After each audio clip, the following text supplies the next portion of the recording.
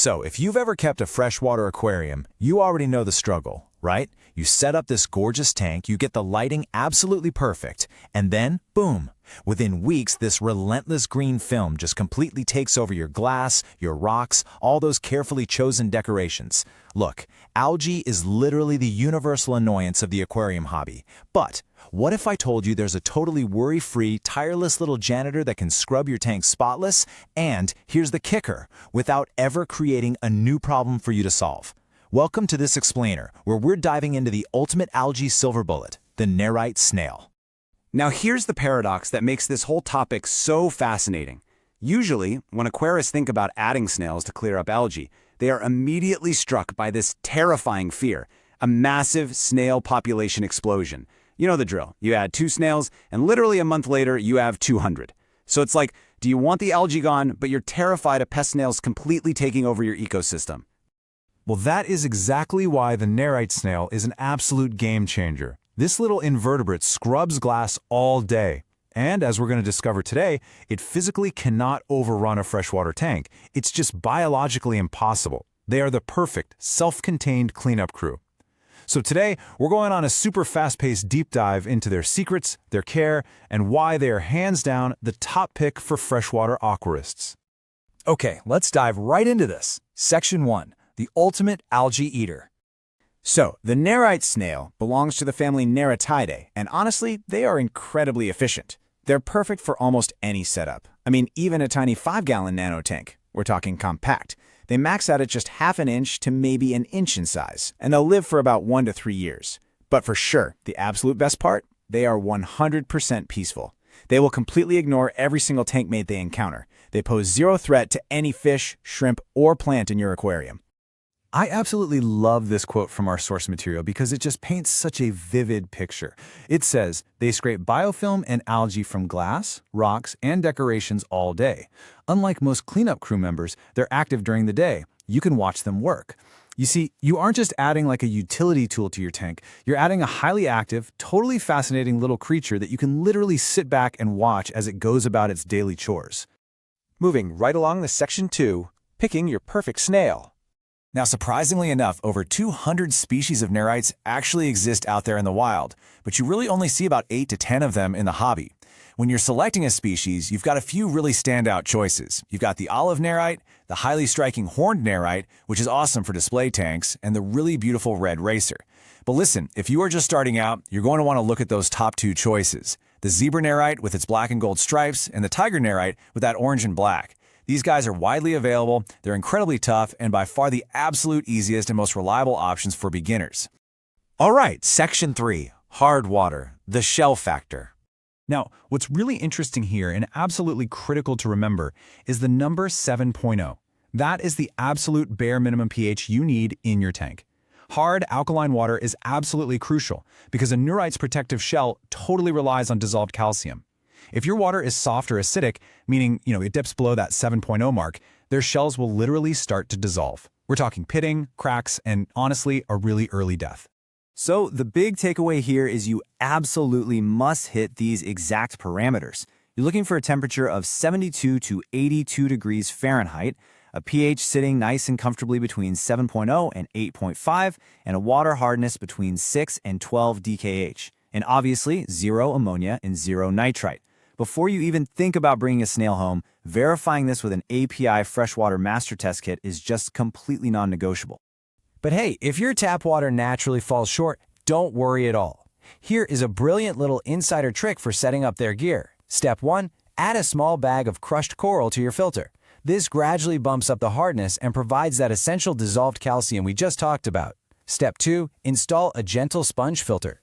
They're super safe, they won't trap the snails, and they actually grow this delicious biofilm for them to graze on. And step 3, well actually, this next one is so important it needs its own spotlight.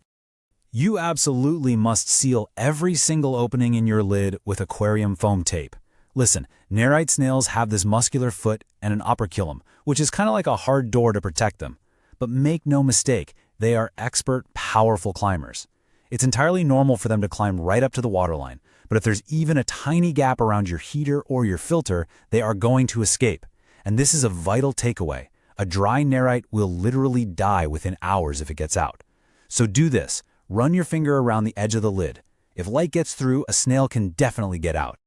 Okay, moving to Section 4, feeding your cleanup crew.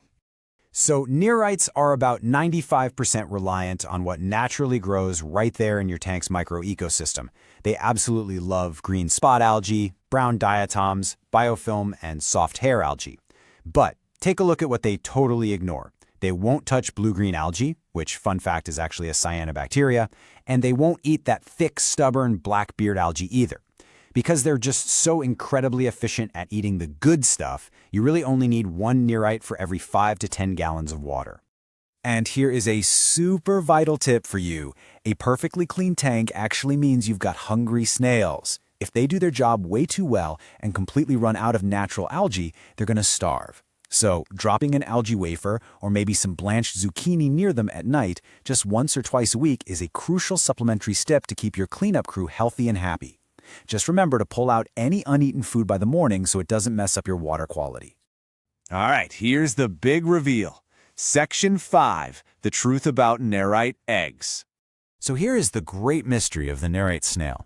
They do breed. In fact, a single female can lay dozens of eggs a week all over your aquarium. And yet, your freshwater tank will absolutely never, ever have a second snail pop up. So what gives? Why won't those eggs actually hatch and overrun your tank like every other snail out there? Well, the answer lies in their fascinating biology. You see, nerites originally come from coastal rivers, and while they totally thrive as adults in freshwater, their larvae absolutely require brackish water, which is this specific salty mixture of fresh and salt water just to survive. So the crazy thing is, the eggs actually do hatch in your tank, but without that specific salt content, the microscopic larvae just die immediately. And that right there is exactly why they can never take over your aquarium. Honestly, the only real downside to this is the visual evidence they leave behind. The eggs look exactly like these tiny white sesame seeds just stuck all over your glass and decorations. They are totally harmless, they don't affect water quality at all, but man, they act like superglue. You basically need a razor blade to scrape them off the glass. Pro tip though, reducing your tank lighting a bit and just keeping fewer snails in the tank is the absolute best way to minimize these little white deposits. Okay, let's wrap this up with Section 6, tank mates and alternative options. When you compare your choices, especially if you're running a smaller tank, the nerite's supremacy just becomes super obvious. I mean, look at the mystery snail. It needs at least 10 gallons and comes with a moderate breeding risk. Autosynclus catfish and a mono shrimp.